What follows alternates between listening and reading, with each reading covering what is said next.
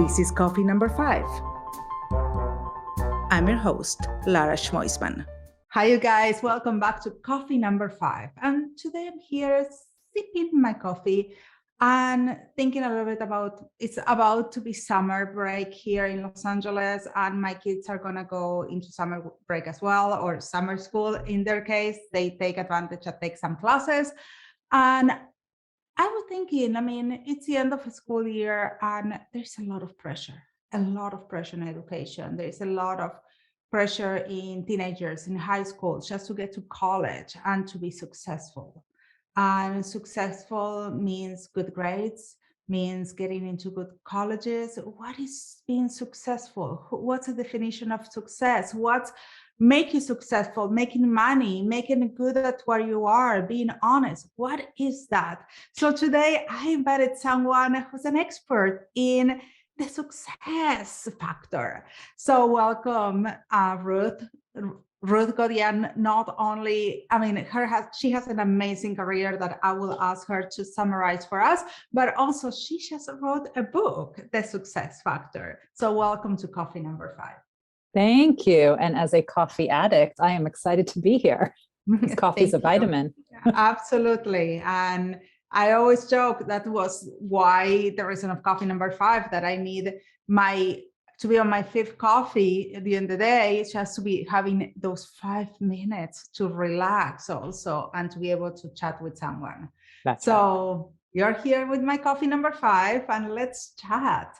So what makes a person successful? So it's interesting. There's actually 4 elements of success, and I've actually done a ton of research on this. I literally got my doctorate studying success, and I have interviewed extreme high achievers to figure out what has made them so successful. So I've interviewed Nobel Prize winners and astronauts and Olympic champions and NBA champions and NFL Hall of Famers and CEOs of Fortune 500 companies, figuring if I could backtrack that and create a blueprint, we can really improve everyone's success. And I found out that whether you're an astronaut or an Olympic champion, there are 4 mindsets that you have. And Lara, these are not habits. We cannot copy other people's habits because we're different people. I love that, because a lot of people want to copy other people's strategy to be successful. Doesn't work, because you hear people, they say, oh, high achievers wake up at 5 a.m. Maybe, but if you're a night owl and you do your best work at night, you're not going to wake up at 5 a.m. if you didn't go to bed till 3 a.m. But there is something with the mindset that we can definitely emulate. And I found out that all these high achievers, here are the 4 mindsets. They found what they are absolutely passionate about, what they love doing more than anything else, why they were put on this earth. It's what we call intrinsic motivation. They would do it for free if they could. It's not about the awards, the rewards, the Olympic medal, the Nobel Prize, because if it was, they would have quit right after they got it. Because that's when other people are judging you. When other people are judging you. Everyone has that, or? All of them. All of them. That's why they're so successful. Every person, or only the successful people have it? No, the successful people found their intrinsic motivation. Oh. The rest of us can find it as well. And I talk about that in the book. It's not just about what the elements are, but also how to achieve them in your own life. So the first one is to find your intrinsic motivation. Okay. Ready for the second one? Yes. The second one is it's your work ethic, your perseverance, your resilience, your grit, whatever sexy term you want to use. Really what it means is how you approach challenges. Now, some of us approach challenges, it gets too hard and we quit. Mm-hmm. But not the high achievers. Every failure, every rejection, every challenge is considered data. What can I learn from this? They know that they will overcome a challenge. They don't question that. They have the confidence. Instead, they focus on, what is the strategy to succeed on this project that I have not thought of yet? They always add that word yet. And they always work to overcome that challenge. And they do it by controlling what they can control. Very important to actually take control and take the reins. That's why some people during the pandemic were watching Netflix for hours and hours and hours, while other people were extremely productive. They're like, we've got this pandemic, but the pandemic doesn't have me. And that's why they were so successful and they produced so much. That's the second one. The third one is that strong foundation, which you are constantly reinforcing. So high achievers understand that what worked for them early in their career works for them later in their career as well. And the reason that they do that is because it's always getting back to the basics. Doesn't matter how successful they are, they never rest on their laurels. Always. And it works in marketing, it works in absolutely everything. You need to go, even though, like, for example, you guys, that we always talk about marketing, we always talk about digital. It doesn't matter. Nothing that I do I need to go back to the communications, the basic of our communications. That's right. That's absolutely right. And in the book, The Success Factor, you will hear how getting back to that foundation helped people like Bonnie Blair, a 5-time Olympic medalist, win the Olympic gold against the then East Germans in long track speed skating. You will hear stories like that, always about getting back to the basics and perfecting the technique. And last, but certainly not least, you heard of Bill Gates and Warren Buffett and Mark Cuban. They are notorious for reading 3 to 8 hours a day. It's not reading that made them billionaires.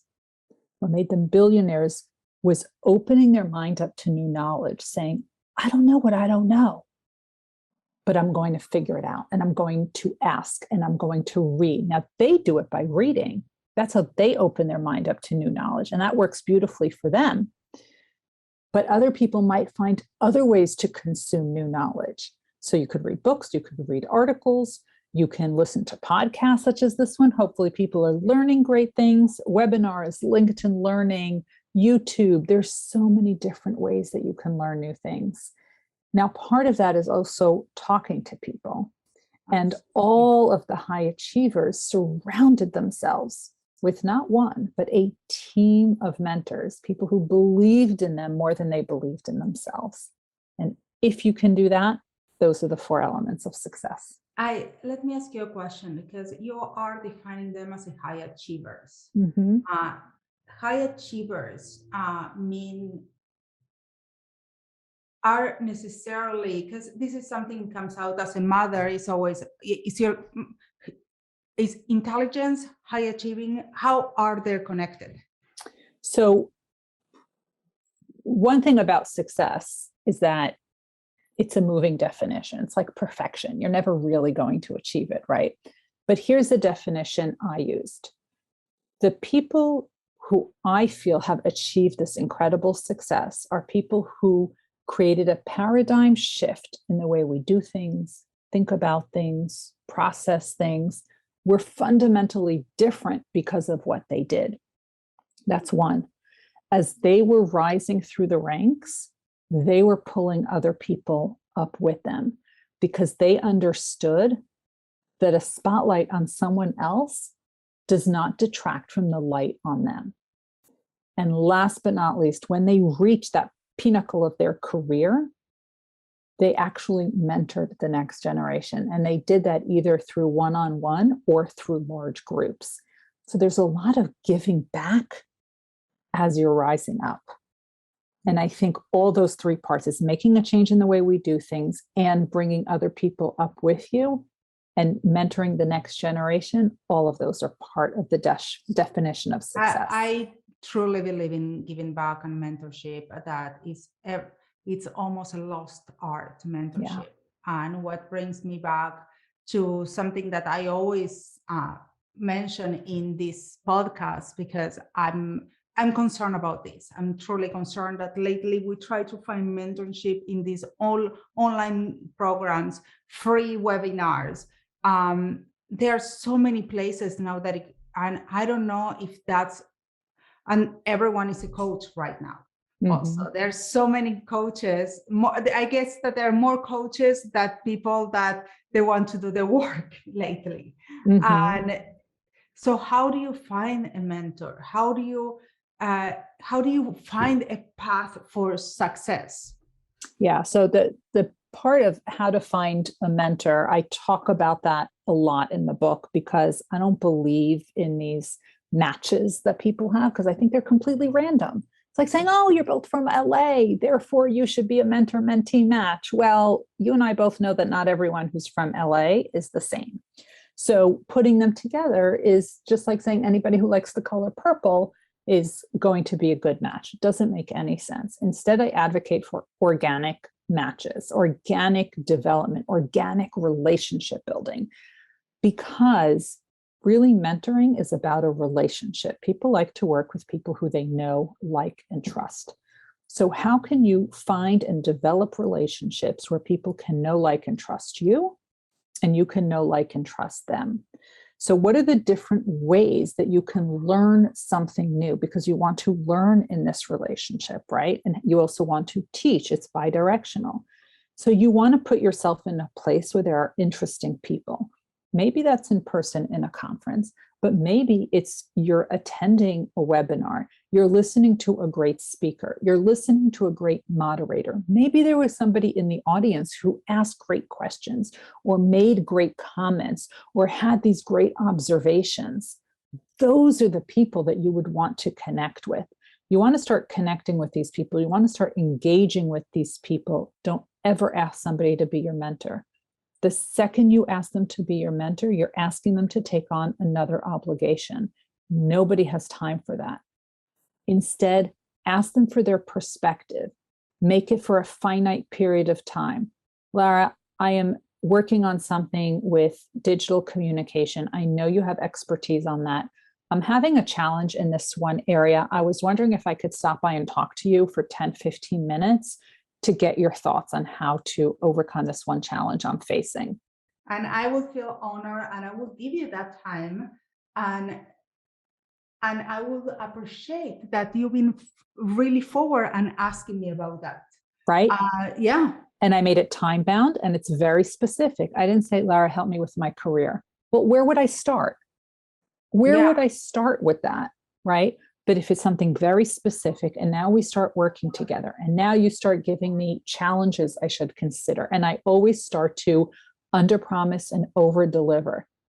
That is how you get ahead. That is how you find great mentorship. And before long, that mentor is going to turn into a sponsor. They're going to start nominating you for opportunities, for promotions, for awards, for recognition, because you have shown that you are a diamond in the rough, and under this person's mentorship, you are shining bright. But you have to get people to know, like, and trust you.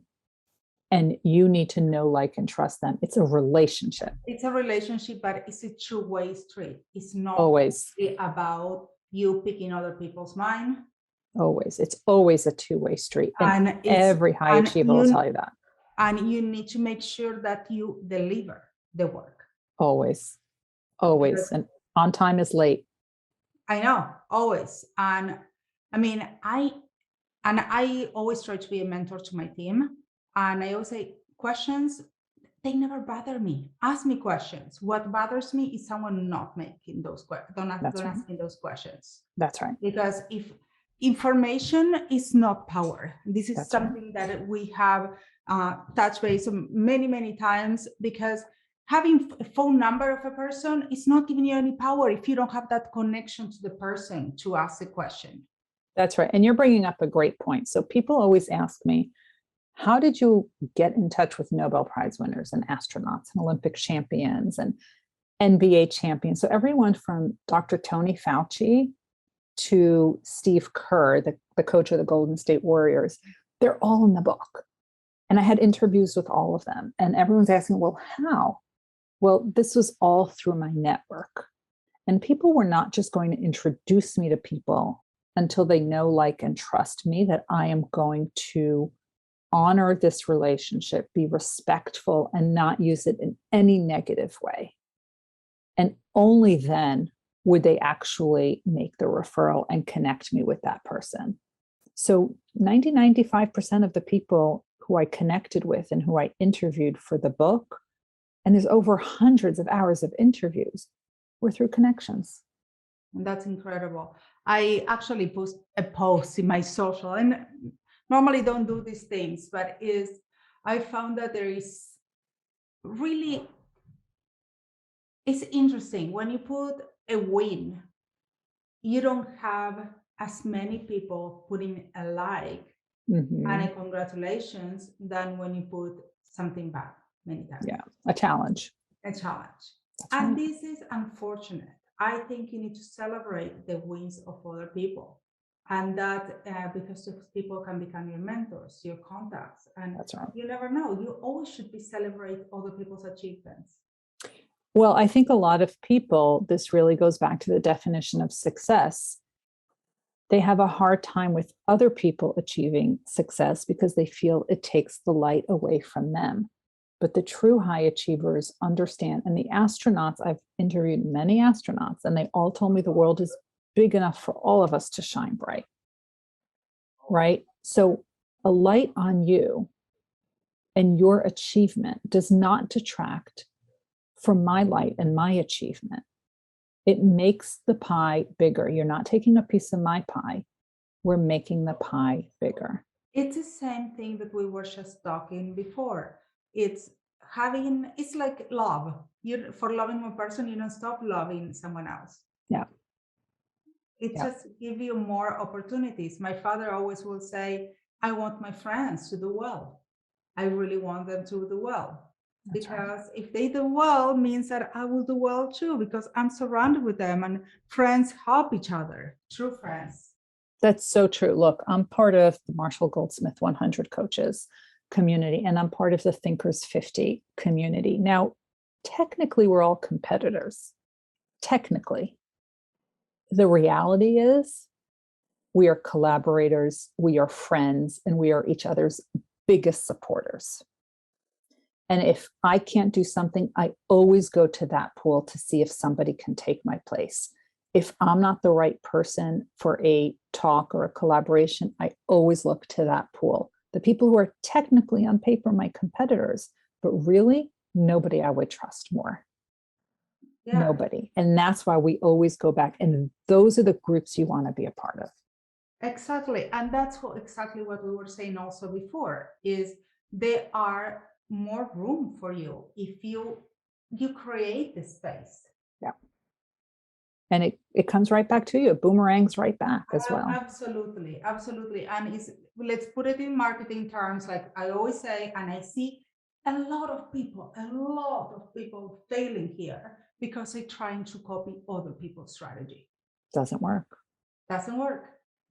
You're unique person. Like your competitors, I have a lot of clients that they are doctors and they even do the same thing. I say, yeah, but I mean, when I go and I choose a doctor, I mean, probably they're wonderful and they all have the same skills, but the difference is themselves, their personality, how you connect with them. That's right. And it's interesting you bring that up, because everyone asked me when I wrote the success factor, for each of the 4 elements of success, I told you that I created a lot of resources and techniques and tips that you can implement immediately.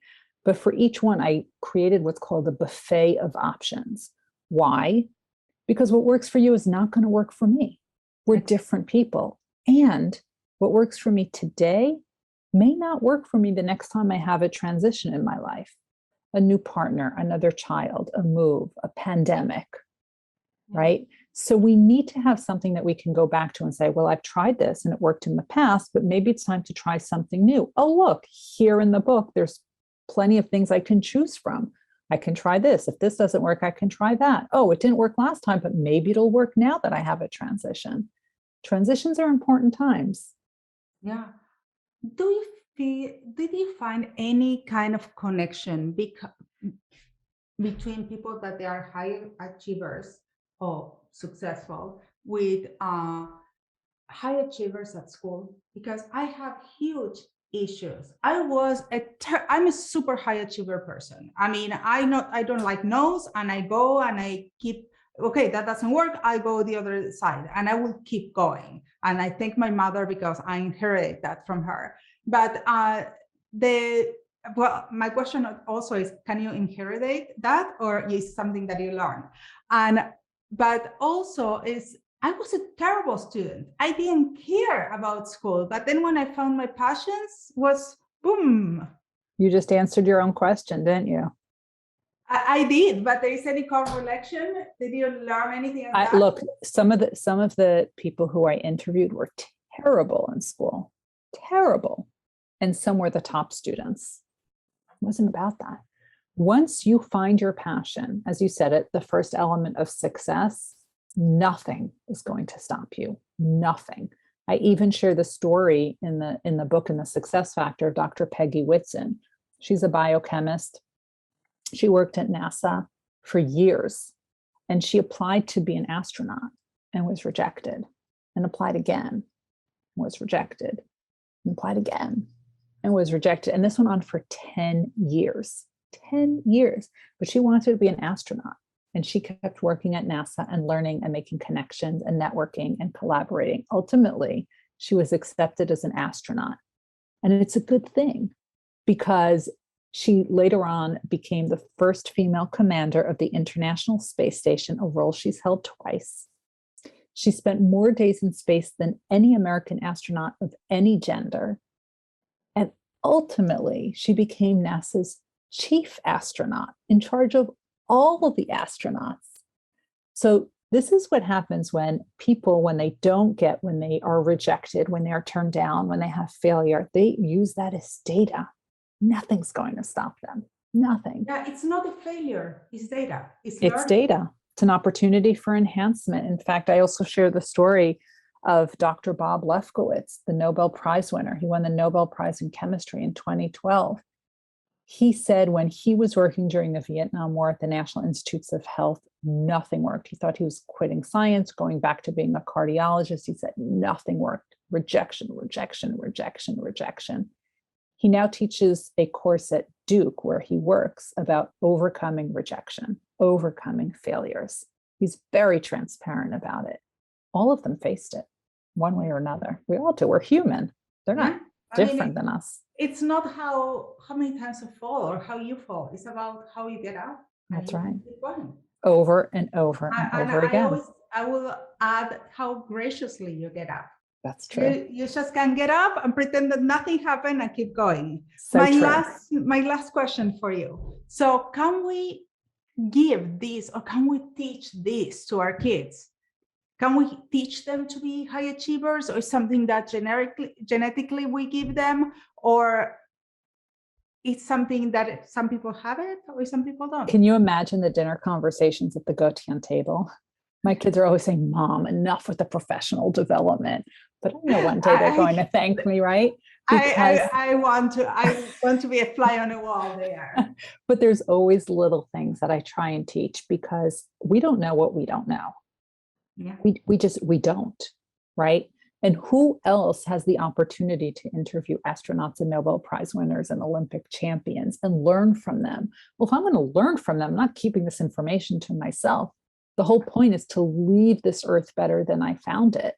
And that's one of the things that Dr. Fauci taught me. He said, you have to do something important, not just interesting. I love about that. It's about the legacy. And I'm so glad you brought it up, because it's something that I work every day with my team, with my kids. It's just about what we're doing, not only for us, for others, for this world. Absolutely. And I see a lot of people failing because they're only thinking about themselves. Nope. And that's why you have to do something important, not just interesting. Yeah, absolutely. So in your brief notes, of course, everyone needs to read the book. Please, people, you want to be successful, you need to read this book. You want to learn what are the factors that make you successful, but give me the cliff notes. If you want to motivate someone to start and say, I can do this, what is the motivation that they need to go now and go pick up your book? So the book is called The Success Factor, and it really gives you tools that you can implement immediately. People are sending me pictures from all over the world with the book written in the margins and tabbed out. And I love that, because that means the book is working for them, which is fantastic. I absolutely love that. While you're waiting for the book to come in, if you want to figure out what is your intrinsic motivation, what it is that you are truly passionate about, which is different from what you're good at, you can just head over to my website and take a passion audit, which is totally free. So go to ruthgotian.com/passion audit, and you could do your own 3-column assessment, and you'll see a big difference. Oh, I'm gonna do that right now. We're hanging up and I get addicted to the things, and now I need to know. Thank you so much, Ruth, for sharing all this information with us. I'm a geek when it's about these things because I always feel like I'm not doing enough, that I could be doing more, that I can be learning more. I don't have enough hours in the day. And so thank you for letting me geek out here. Thanks for letting me geek out. And to you guys, thank you so much for having one more time coffee with me, and I will see you next week. It was so good to have you here today. See you next time. Catch you on the flip side. Ciao, ciao.